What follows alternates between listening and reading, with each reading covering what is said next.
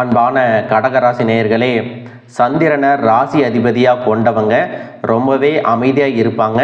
பாசமானவங்க, உணர்ச்சி பூர்வமான குணங்களை கொண்டவங்க, குடும்பம் மற்றும் உறவுகளுக்கு அதிகமான முக்கியத்துவம் கொடுப்பாங்க. தனக்கு பிடிச்சவங்களுக்காக எல்லா விஷயத்தையும் விட்டு கொடுக்கக்கூடிய தாராள குணம் படைச்சவங்களாக இருப்பாங்க. எல்லாரும் நல்லா இருக்கணும் அப்படிங்கிற பொதுநல சிந்தனை உடையவங்களாக இருப்பாங்க. கலை மற்றும் தனித்திறமைகளில் சிறந்து விளங்குவாங்க. சந்திரனை போல அழகா பிரகாசமாக இருப்பாங்க. வாழ்க்கை துணையின் அன்பை அதிகமாக விரும்புவாங்க. குழந்தை மாதிரி மனம் படைச்சவங்களாக இருப்பாங்க. எடுத்த காரியத்தை முடிக்கிற வரைக்கும் விடாமுயற்சியோடு செயல்படுவாங்க. எல்லாரையும் அனுசரித்து போகிறதால உங்களுடைய தலைமை பண்பு மிகச் சிறப்பாக இருக்கும். இப்படி சிறப்பான குணங்கள் இருக்கக்கூடிய கடகராசி நேயர்களுக்கு இனி வரக்கூடிய காலங்களில் பார்த்தீங்கன்னா, கடகராசி புனர்பூசம் 4ஆம் பாதம், பூசம், ஆயில்யம் நட்சத்திரக்காரங்களுக்கு 2026 புத்தாண்டின் ஆரம்பத்திலேயே குரு பகவான் வக்கர நிவர்த்தியில் மிதுனத்தில் இருக்கிறாரு. பிப்ரவரி மாதம் வரைக்கும் குரு பகவான் வக்கரத்துடன் தான் இருக்கிறாரு. குரு வக்கரம் அடைந்து ராகுவுடன் இணையும் போது பொதுவாகவே எல்லாருக்கும் சுமாரான பலன்கள் மட்டும்தான் கிடைக்கும். மார்ச் மாதத்திற்கு பிறகு உங்களுக்கான நல்ல பலன்கள் எல்லாமே கிடைக்க ஆரம்பிக்கும். ஜூன் மாதத்திற்கு பிறகு குரு பகவான் உச்சம் அடையும் பொழுது தொழில் மற்றும் வேலை சம்பந்தப்பட்ட இடங்களில் உங்களுக்கு நல்ல முன்னேற்றம் கிடைக்கும். திருமண தடைகள் எல்லாம் நீங்கும். பதவி உயர்வு, பண வரவு எல்லாம் உண்டாகும். குடும்பத்தில் புத்திர பாக்கியமும் மன மகிழ்ச்சியும் கிடைக்கும். வேலை செய்யக்கூடிய இடத்துல மன திருப்தியும் ஒற்றுமையும் உண்டாகும். மேலதிகாரிகளின் பாராட்டு கிடைக்கும். நீங்கள் விரும்பிய ஊர்களுக்கு பணியிட மாற்றங்கள் உண்டாகும். குடும்பத்தில் இருக்கக்கூடிய பெண்களுக்கு ஒருவித மன அழுத்தம் இதுவரைக்கும் இருந்திருக்கும். அந்த மன அழுத்தம் குறையும். குடும்ப ஒற்றுமை மேலோங்கும். உங்களுடைய வார்த்தைகளுக்கு மற்றவங்க மதிப்பு கொடுப்பாங்க. உடல் ஆரோக்கியம் சீராக இருக்கும். நீண்ட நாட்களாக இருந்த சந்தேகங்களுக்கெல்லாம் பதில் கிடைக்கும். மனதில் இருக்கக்கூடிய குழப்பங்கள் விலகணும். சந்தோஷமா இருக்கணும் அப்படின்னா வெள்ளிக்கிழமை தோறும் குலதெய்வ கோயிலுக்கு போயிட்டு தீபம் ஏற்றி வழிபடுவது சிறப்பான பலன்களை கொடுக்கும். காதலிப்பவர்களுக்கு காதல் திருமணம் கைகூடும். ஆரோக்கியத்தில் இருந்த பிரச்சனைகள், மனசில் இருக்கக்கூடிய குழப்பங்கள் எல்லாம் உங்களுடைய வளர்ச்சியை தடுத்திருக்கும். வீட்டில் சுப நிகழ்ச்சிகள் எல்லாம் தொடர்ந்து நடக்கும். இதுவரை பணத்தில் இருந்த தடைகள் எல்லாமே நீங்கும். பெரிய பதவிகள் கிடைக்கும். நீங்கள் தொடங்கக்கூடிய தொழில் பல மடங்கு லாபத்தை கொடுக்கும். தொழிலில் நிறைய பங்குதாரர்கள் சேருவாங்க.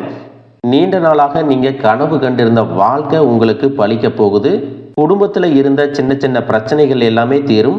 மற்றவர்கள் மனதில் என்ன இருக்குது அப்படின்னு ஈஸியாக தெரிஞ்சுக்கிட்டு அதுக்கு தகுந்தபடி நீங்கள் செயல்படுவீங்க. இதுவரைக்கும் நிறைய கடனில் தவிச்சிட்டு இருந்திருப்பீங்க.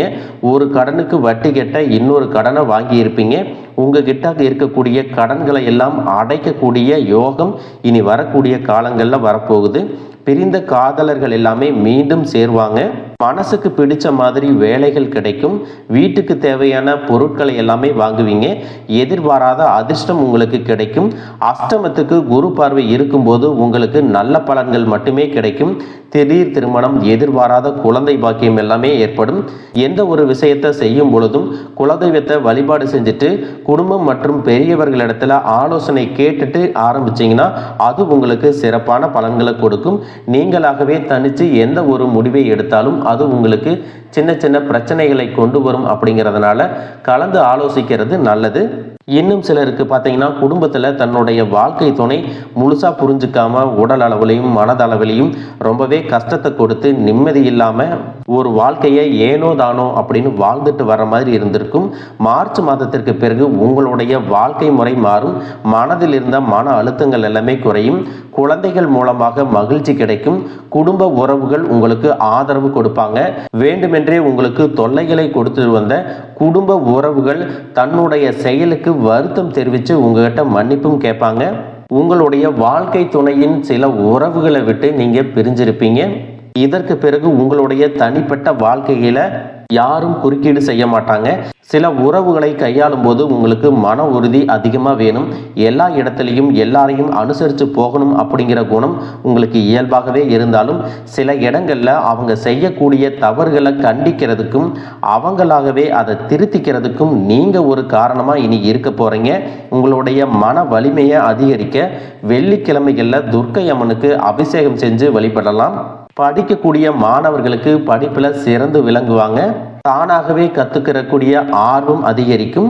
அரசு வேலைகளுக்கு முயற்சி செஞ்சுட்டு இருக்கிறவங்களுக்கு இந்த வருடத்தில் நிச்சயமாக அரசு வேலை கிடைக்கும்.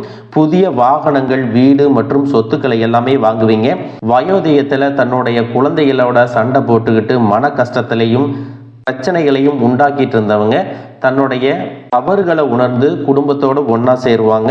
அவர்களுடைய இறுதி காலம் நிம்மதியாக இருக்கும். பேர குழந்தைகள் மூலமாக சந்தோஷம் கிடைக்கும். நீண்ட காலம் பிரிஞ்சிருந்த குடும்ப உறவுகள் எல்லாமே சேருவாங்க. தவறான நண்பர்களின் சேர்க்கை மற்றும் பழக்க வழக்கங்களில் உங்களுக்கு மாற்றம் ஏற்படும். விளையாட்டுக்கு கூட தப்பான விஷயங்களை நீங்க செய்ய விரும்ப மாட்டீங்க. மது மற்றும் போதை பழக்கங்களில் இருந்தா கூட அந்த பழக்கத்திலிருந்து மீண்டு வருவீங்க.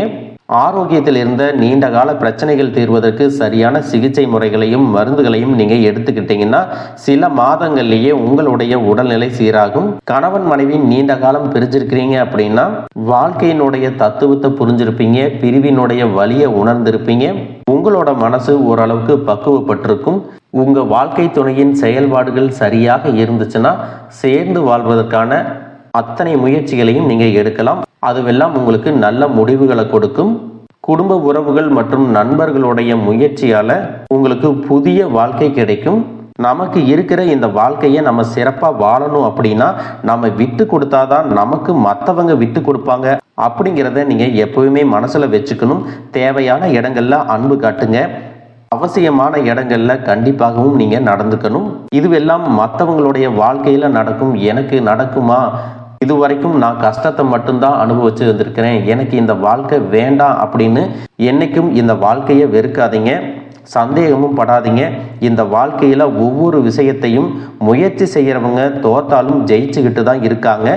எந்தவித முயற்சியும் செய்யாதவங்க தான் தன்னுடைய ஜாதகம் சரியில்லை, தன்னுடைய தலைவிதி இப்படி தான், தனக்கு நல்லதே நடக்காது, மற்றவங்களுக்கு மட்டும்தான் இது நடக்கும், நான் ராசி இல்லாதவன் அப்படின்னு தனக்குத்தானே ஏதாவது ஒரு காரணங்களை சொல்லி வயசையும் காலத்தையும் நேரத்தையும் வீணாக்கிட்டு இருக்கீங்க.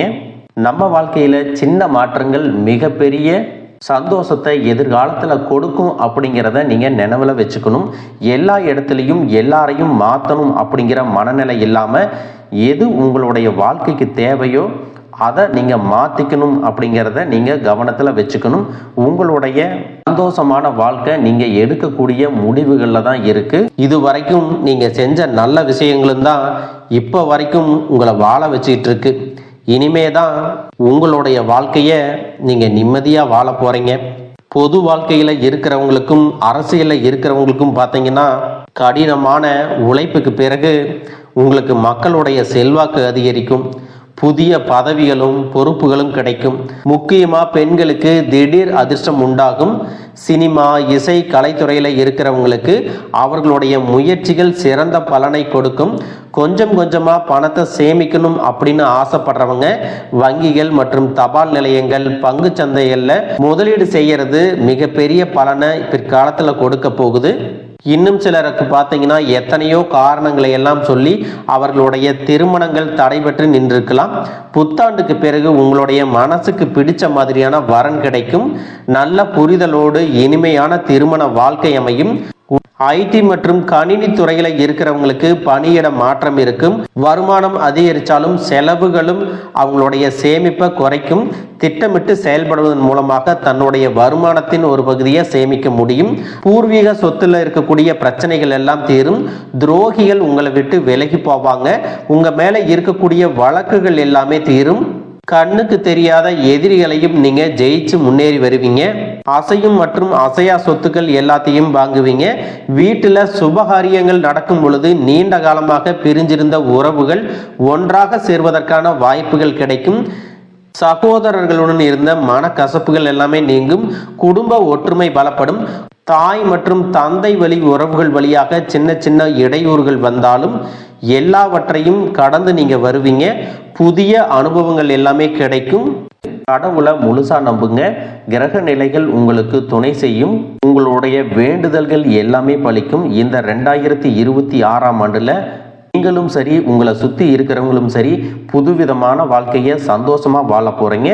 வாழ்க வளமுடன், வாழ்க பல்லாண்டு.